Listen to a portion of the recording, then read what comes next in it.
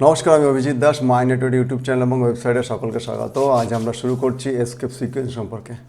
তো পাইথনে escape sequence জিনিসটা কি, বা পাইথনে বা বিভিন্ন প্রোগ্রামিং ল্যাঙ্গুয়েজে এটা অনেক সময় এটা ব্যবহৃত হয়। তো যখন কি হচ্ছে, এসকেপ সিকোয়েন্স হলো বিশেষ কিছু চরিত্রের সমন্বয়, যেগুলো সাধারণত ব্যাকস্ল্যাশ দিয়ে শুরু হয় এবং স্ট্রিং এর ভিতরে বিশেষ কাজ করার জন্য এটা ব্যবহৃত হয়। অর্থাৎ কি, আমরা যেমন এর আগে আমরা যে একটা পড়েছিলাম যে আমরা বিভিন্ন রকমের চিহ্ন, যেমন আমরা কোথায় পড়েছিলাম, এই যে এখানে ক্যারেক্টার সেটে পড়েছিলাম। ক্যারেক্টার সেটে এই যে বিভিন্ন চিহ্ন, এই প্রত্যেকটা চিহ্নের কিন্তু একটা আলাদা আলাদা মিনিং আছে, যেটা অপারেটর ইউজ হয়, বিভিন্ন কাজে ব্যবহার হয়।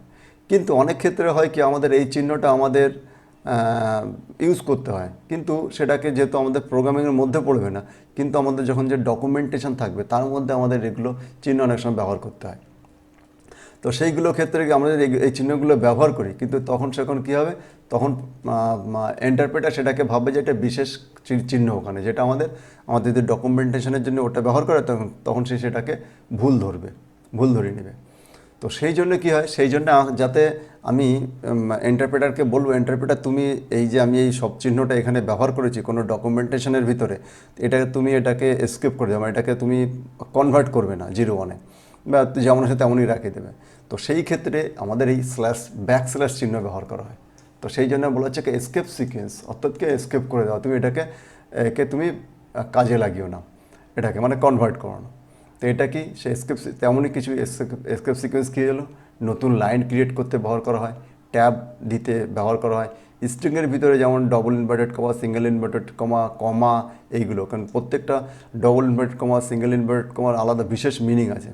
কিন্তু আমি যদি কোনো কিছু ভিতরে দিতে চাই, তাহলে তখন সেখানে ব্যাকস্ল্যাশ দিয়ে আমাকে সেই চিহ্নটা ইউজ করতে হবে। অ্যালার্ট বা ব্যাক স্পেসের মতো নিয়ন্ত্রণমূলক কাজ বা বিভিন্ন রকমের নিয়ন্ত্রণমূলক কাজের জন্য আমাদের এসকেপ সিকোয়েন্স ব্যবহার করা হয়।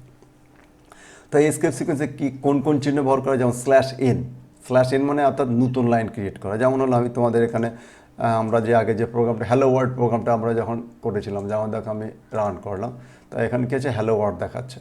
তো হ্যালো ওয়ার্ল্ড দেখালে আমি যদি মনে করো এর মধ্যে আমি যখন /n দিলাম, তাহলে কিন্তু এটা 2 লাইনে দেখাবে। এটা রান করলাম, সেভ করলাম, দেখো এখানে আমাদের দেখো হ্যালো ওয়ার্ল্ড আমাদের 2 লাইন হয়ে গেল, কিন্তু এটাকে বলা এসকেপ সিকোয়েন্স। বোঝা গেল? আমি যদি মনে করো আমি হ্যালো শব্দটাকে আমি এখানে এর মধ্যে ইনভার্টেড কমার মধ্যে লিখে দিতে চাই, তাহলে কিন্তু এখানে আমাদের কি হবে, আমাদের এখানে যদি রান করাই, তাহলে দেখো এখানে আমাদের কী হলো, ভুল হয়ে গেল। তো সেই রকম আমি যদি মনে করো না আমি এটাকে দিতে চাই, সেই জন্য আমি এখানে স্ল্যাশ চিহ্ন দিব, এইখানে স্ল্যাশ দেব, এখানে স্ল্যাশ দিলাম, এখানে আমি /_ দিলাম, এখানে আমি কন্ট্রোল-S করে এখানে রান করলাম। দেখো এই যে আমাদের হ্যালোর দুই পাশে দুটো ডবল ইনভার্টেড কমা এসছে, কিন্তু আমাদের ডবল ইনভার্টেড কমা ইউজ করার জন্য আমাদের এই ব্যাকস্ল্যাশ ইউজ করা হয়েছিল। তো এটাকে বলা হচ্ছে এসকেপ সিকোয়েন্স।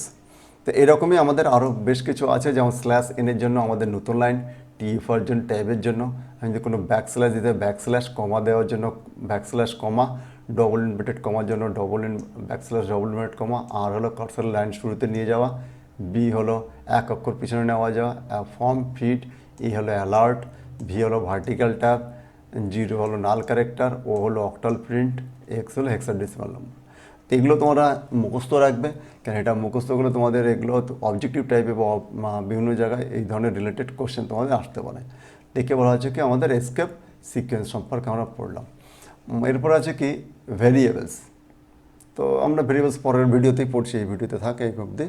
তো তোমাদের অনেক অনেক ধন্যবাদ।